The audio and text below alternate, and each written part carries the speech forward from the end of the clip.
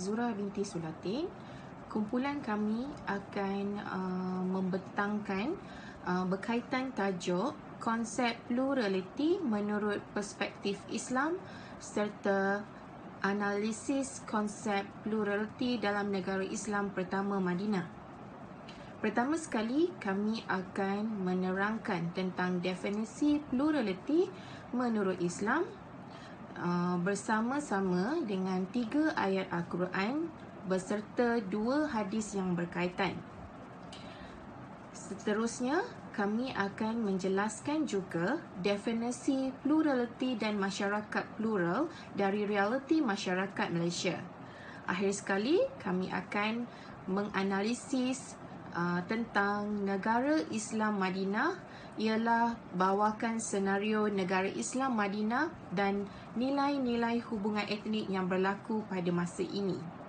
Di samping itu, kami juga akan menjelaskan tentang Piagam Madinah termasuk fasal-fasal yang berkaitan dengan pluraliti dan hubungan etnik. Islam adalah agama universal yang menjunjung tinggi nilai-nilai kemanusiaan, persamaan hak dan mengakui adanya pluralisme agama dan masyarakat. Dalam Islam, soal perbezaan bukan menjadi halangan untuk manusia berbaik-baik, bekerjasama dan saling bantu-membantu antara satu sama lain. Islam juga adalah agama yang sangat menghargai hak pluralisme kerana Islam adalah agama yang dengan jelas mengakui hak-hak masyarakat lain untuk hidup di dalam masyarakat yang harmoni.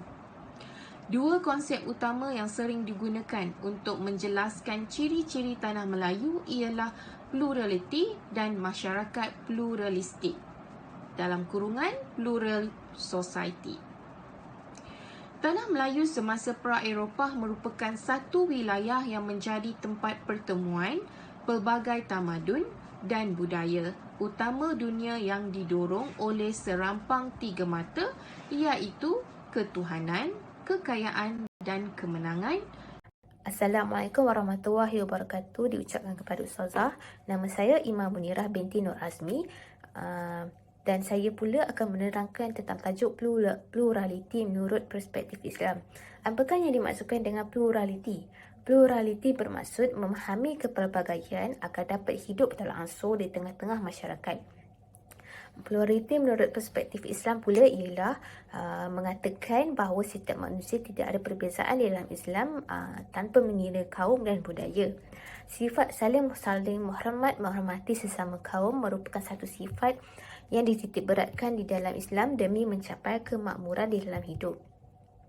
Terdapat 2 tajuk yang saya akan bincangkan, 2 jenis yang saya akan bincangkan, iaitu pluraliti menurut Al-Quran dan pluraliti menurut hadis. Pertama sekali, pluraliti menurut Al-Quran. Islam mengiktirafkan setiap manusia tanpa mengira etnik. Oleh itu, tidak berlaku perbezaan atau penafian hak berdasarkan etnik. Seperti mana dalam Jabatan Kemajuan Islam Malaysia, hal ini menjelaskan manusia secara fitrah dijadikan Allah dalam bentuk kelompok dan budaya yang berbeza, dan semua mesti menerima dan saling menghormati kepelbagaian dan perbezaan itu sebagai satu lumrah dan hukum alam yang akan terus berlaku. Kepelbagaian dan perbezaan itu bukanlah faktor untuk berpecah belah dan permusuhan, dan ia seharusnya ini kita adalah sifat saling kenal mengenali dan membantu antara satu sama lain agar kedamaian dan kemakmuran hidup dapat dicapai. Ianya adalah selaras dengan firman Allah yang bermaksud yang di dalam surah Al-Hujurat ayat yang ke-13, iaitu Bismillahirrahmanirrahim. Ya ayyuhan nasu inna khalaqnakum min zakarin wa unsa wa ja'alnakum syu'uban wa qabaila lita'arafu inna akramakum indallahi atqakum innallaha alimun khabir. Yang bermaksud, wahai umat manusia, Sesungguhnya kami telah menciptakan kamu dari lelaki dan perempuan, dan kami telah menjadikan kamu dari berbagai bangsa dan bersuku puak, supaya kamu saling berkenal-kenalan dan beramah mesra antara satu sama lain. Sesungguhnya semulia-mulia kamu di sisi Allah ialah orang yang lebih takwanya di antara kamu, bukannya lebih keturunan atau bangsanya. Sesungguhnya Allah mengetahui lagi maha dalam pengetahuannya akan keadaan dan amalan kamu. Menurut yang kedua pula ialah menurut Fatih, ayat ini secara khususnya meletakkan asas kemajmukan dan menyatakan bahawa kepelbagaian manusia ini adalah bagi merangsang serta menggalakkan berlakunya interaksi, kerjasama serta melengkapi dan bukannya pengasingan atau konflik. Manusia secara keseluruhannya tanpa mengira batas tempat dan masa adalah sama di sisi Allah, meskipun berbeza sifat fizikal dan budaya. Begitu juga perbezaan agama di kalangan manusia adalah berlaku dengan kehendak Allah yang memberi kebebasan kepada makhluknya untuk membuat pilihan sama ada untuk beriman atau tidak. Ia menepati firman Allah di dalam surah An-Nisa ayat yang pertama, iaitu Bismillahirrahmanirrahim. Ya ayyuhan nasu taqu rabbakumul ladzi khalaqakum min nafasin wahidah wa khalaqa minha zawjaha wa bassa minhuma rijalan katsiran wa nisaa واتقوا الله الذي تساءلون به والأرحام إن الله كان عليكم رقيبا. Yang bermaksud, wahai sekalian manusia, bertakwalah kepada Tuhan kamu yang telah menjadikan kamu yang bermula dari diri yang satu, iaitu Adam, dan yang menjadikan dari Adam itu pasangannya iaitu isterinya Hawa, dan juga yang membiakkan dari kedua zurat keturunan lelaki dan perempuan yang ramai. Dan bertakwalah kepada Allah yang kamu selalu meminta dan menyebut-nyebut namanya, serta peliharalah hubungan silaturahim kaum kerabat, kerana sesungguhnya Allah sentiasa memerhati atau mengawasi kamu. Yang ketiga pula ialah Allah menegaskan bahawa perbezaan etnik bukanlah alasan untuk menafikan hak atau membezakan kepelbagaian etnik. Seperti mana dalam surah Al-Ma'idah ayat yang ke-8 yang bermaksud, ayat yang ke-8 iaitu Bismillahirrahmanirrahim.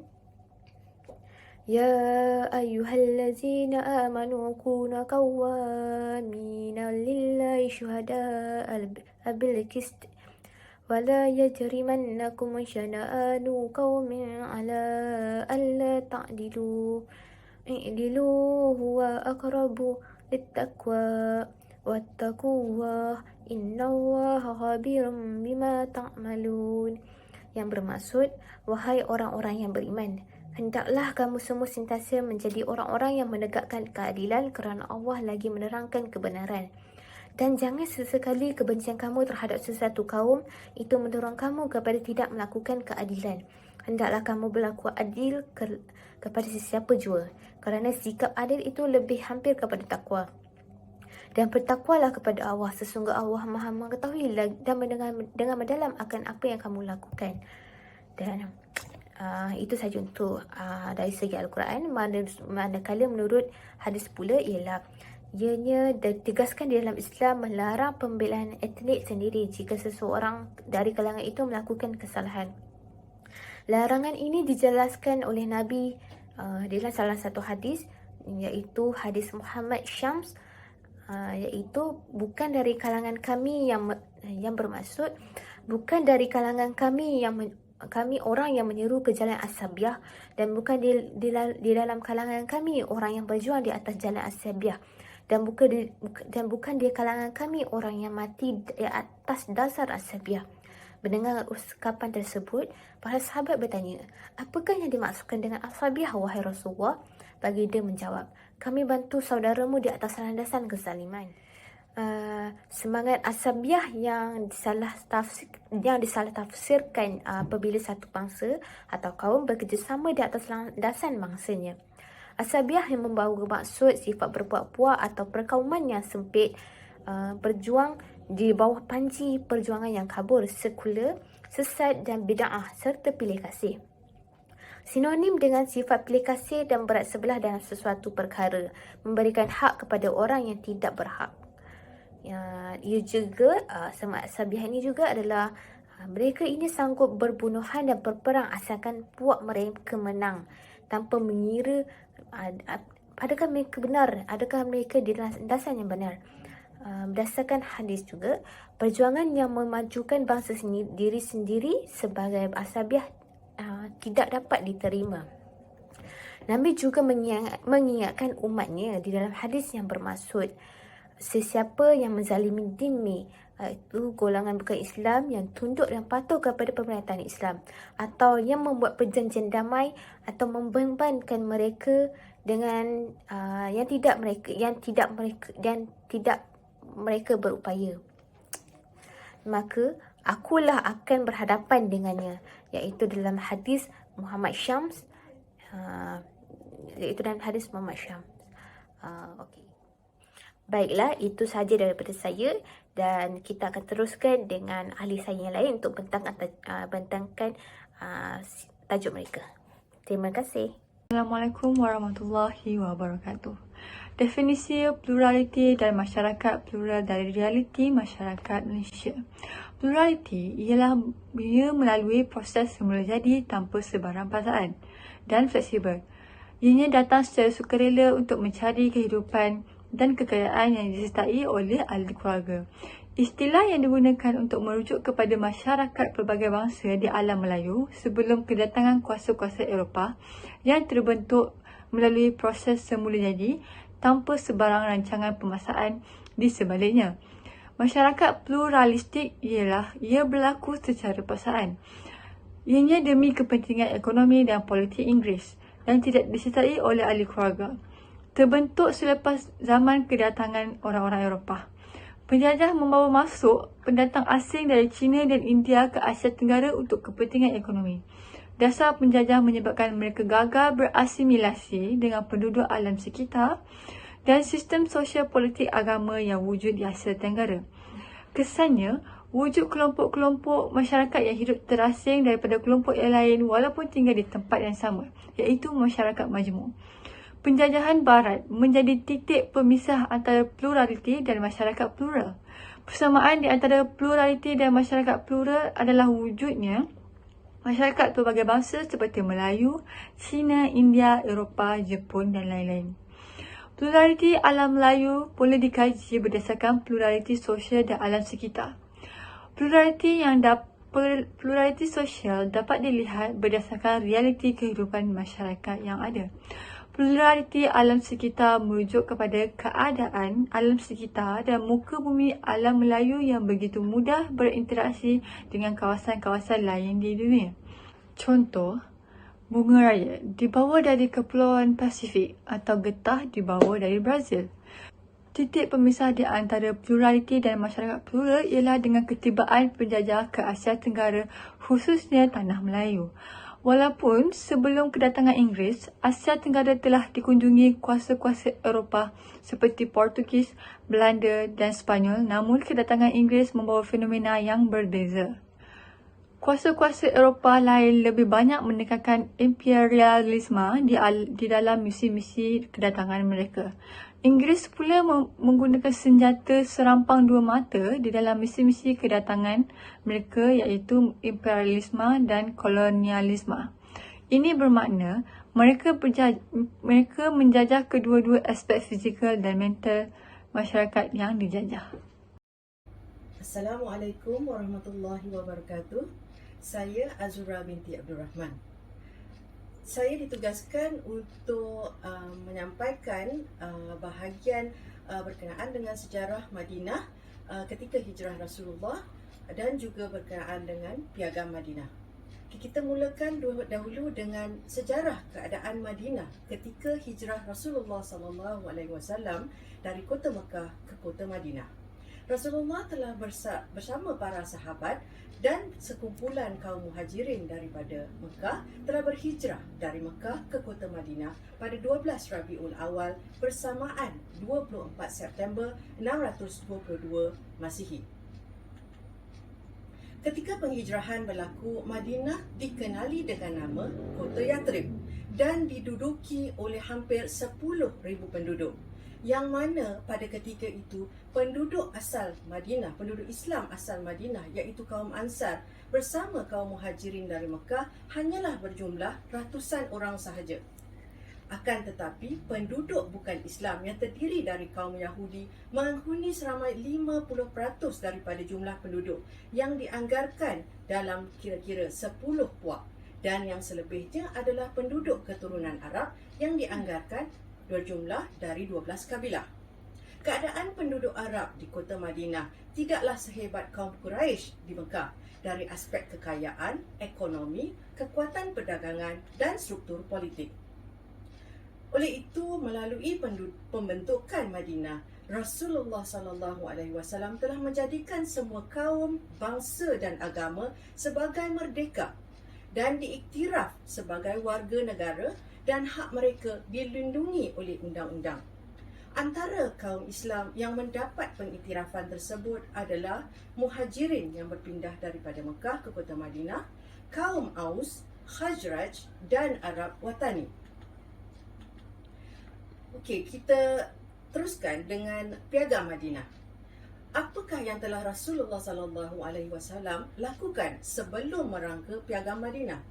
3 langkah telah dilaksanakan oleh baginda, iaitu langkah pertama adalah dengan mendirikan masjid sebagai tempat ibadat untuk umat Islam, tempat baginda menyampaikan ajaran Islam dan juga sebagai tempat menguruskan hal-hal pentadbiran kota Madinah. Langkah kedua adalah menghubungkan tali persaudaraan di antara kaum Ansar dan kaum Muhajirin Mekah supaya kaum Ansar dapat membantu kaum Muhajirin untuk membina kehidupan baru mereka di kota Madinah. Dan langkah yang ketiga adalah memeterai perjanjian dengan kaum Yahudi untuk sama-sama mempertahankan kota Madinah dari ancaman luar. Kita lihat apakah dia Piagam Madinah. Piagam Madinah terbentuk dari 47 fasal, yang mana 23 fasal pertama membicarakan tentang hubungan umat sesama Islam, iaitu di antara kaum Ansar dan kaum Muhajirin Mekah. Sementara yang selebihnya sebanyak 24 fasal membicarakan tentang hubungan umat Islam dengan umat bukan Islam, iaitu kaum Yahudi. Apakah perkara utama di dalam Piagam Madinah? Kita lihat Rasulullah SAW telah dilantik sebagai ketua negara untuk semua penduduk Madinah yang kita semua tahu berasal daripada pelbagai kaum, bangsa dan agama. Dan baginda juga menjadi pusat rujukan bagi segala pertelingkahan yang berlaku di antara penduduk kota Madinah. Yang kedua perkara di dalam Piagam Madinah ialah Madinah bersatu sebagai satu bangsa dan dilarang untuk bermusuhan sesama sendiri. Yang ketiga, penduduk Madinah bebas mengamalkan upacara dan istiadat keagamaan masing-masing. Yang keempat, penduduk Madinah mesti bekerjasama dalam aspek ekonomi dan pertahanan dari ancaman musuh dari luar. Dan yang terakhir, keselamatan kaum Yahudi dijamin selagi mereka mematuhi segala perjanjian di dalam piagam tersebut. Kita lihat pula apakah tujuan utama Piagam Madinah. Piagam Madinah dibentuk pertamanya adalah untuk menghadapi masyarakat majmuk, yang mana kita sedia tahu terdiri daripada pelbagai kaum, bangsa dan agama.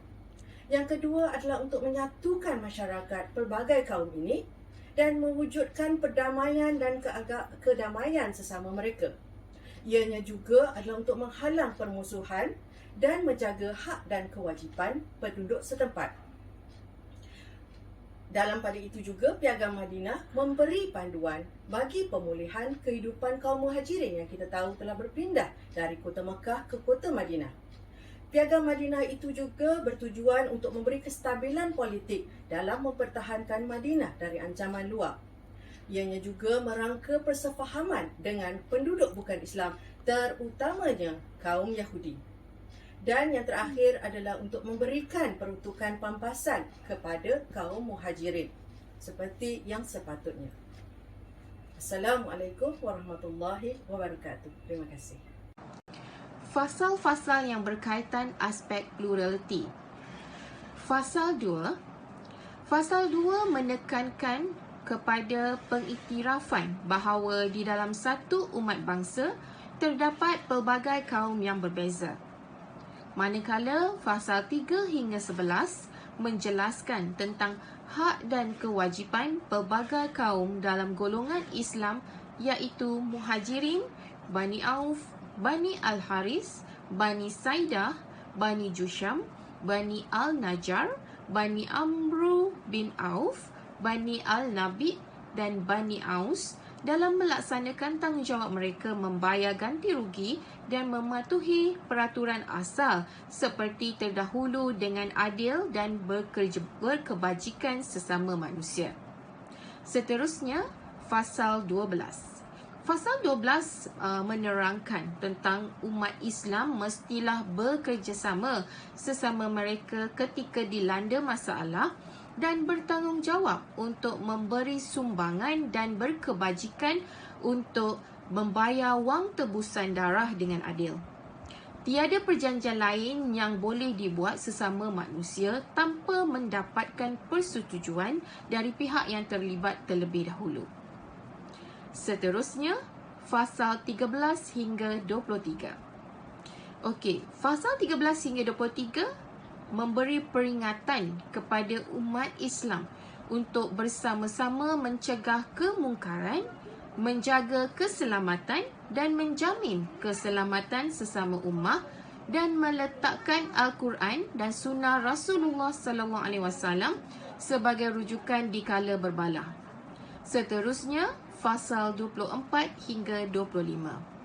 Fasal ini menggariskan keperluan kaum Yahudi untuk bersatu dengan umat Islam ketika peperangan dan menekankan bahawa kaum Yahudi dan umat Islam adalah satu ummah. Yang terakhir sekali ialah Fasal 37 hingga 47. Fasal ini menekankan hak, peranan, tanggungjawab dan larangan yang boleh dilakukan oleh kaum Yahudi kepada umat Islam dan sebaliknya. Sebagai kesimpulannya, konsep pluraliti menurut perspektif Islam ialah persoalan bangsa dan warna kulit tidak menjadi isu. Bangsa, bahasa dan warna kulit tidak lain hanyalah merupakan unsur atau ciri untuk membezakan sesama manusia. Pluraliti ialah tanpa paksaan, datang secara sukarela demi menjamin ketenangan fikiran dan keharmonian dalam hidup. Manakala masyarakat pluralistik ialah datang secara paksaan berdasarkan ekonomi dan politik Inggeris. Masyarakat pluralistik gagal berasimilasi dengan penduduk lain dan berhasrat ingin kembali ke tanah air sendiri tidak pernah padam. Titik pemisah antara pluraliti dan masyarakat pluraliti apabila Asia Tenggara dijajah, khususnya tanah Melayu, dan kuasa Eropah banyak menekankan imperialisme. Kesan daripada itu, masyarakat pluraliti dijajah daripada aspek fizikal dan mental, dan hal ini berlaku sehinggakan berlakunya isu pengasingan tempat tinggal mengikut garis kumpulan etnik dan pengurangan peluang perhubungan antara kumpulan etnik, dan hal ini boleh menyebabkan perpaduan dan kesejahteraan kaum tergugat. Rasulullah SAW telah berjaya menjadikan semua kaum, bangsa dan agama sebagai merdeka melalui pembentukan Madinah. Ketika itu, mereka telah diiktiraf sebagai warga negara dan hak mereka dilindungi oleh undang-undang. Rasulullah SAW telah melaksanakan 3 langkah sebelum merangka Piagam Madinah. Rasulullah SAW telah berjaya mendirikan masjid, menghubungkan tali persaudaraan di antara kaum Ansar dan Muhajirin dan telah mementerai perjanjian dengan kaum Yahudi. Terakhir sekali, Piagam Madinah telah terbentuk dengan 47 fasal. Setakat ini pembentangan kumpulan kami. Terima kasih. Assalamualaikum.